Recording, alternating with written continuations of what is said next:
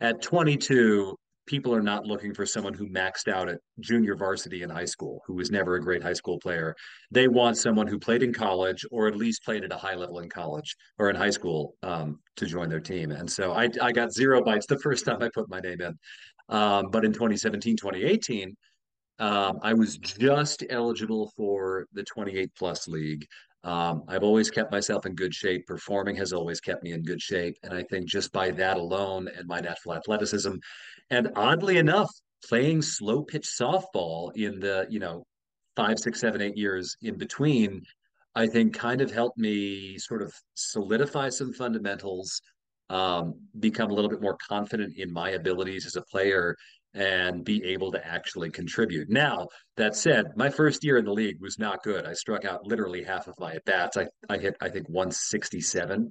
So it took some catching up to to get back to it. Um, but it's I think it's a testament to how much practice can help.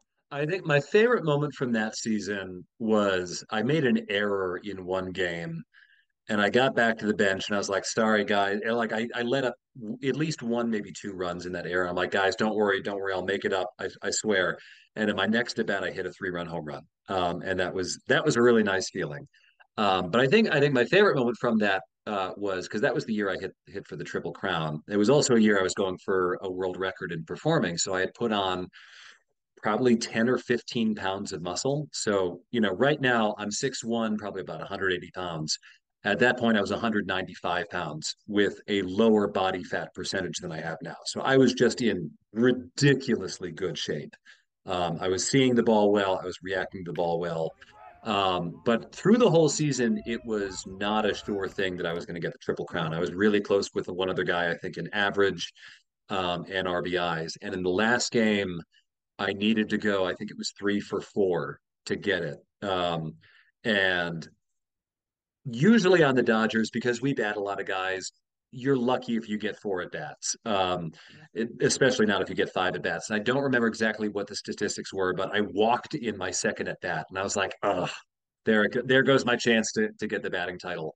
And I was just able to pull it out with, I think it was either one or two more hits later in the game in the last game of the season, and my last hit of the season, last at bat of the season was a home run. So that was a nice way to cap off that season. So I've honestly never thought of it that way of taking the nerves you get on stage and applying that to baseball because I get so nervous in the batter's box.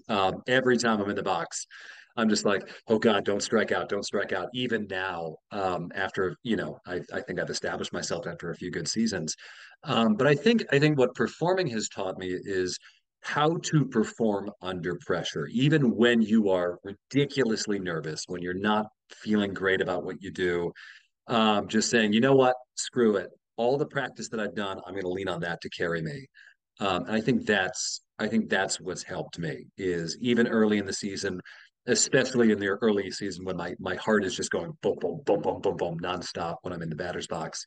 That allows me to say, like, yeah, sure, all right, I'm nervous, but we're just going to still do what we do, and it'll work out.